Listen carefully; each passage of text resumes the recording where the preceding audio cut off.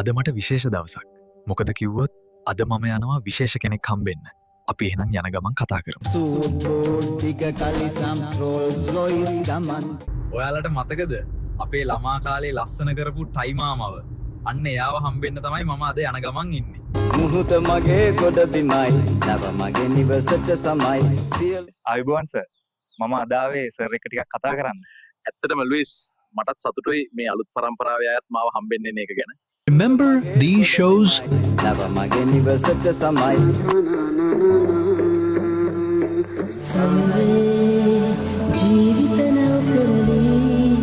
ඔෂි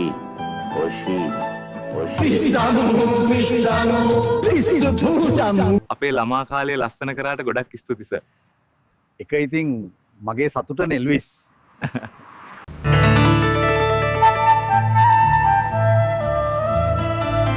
sir, ඔයා අද අපි අතර නැතිවෙන්න පුළුවන්.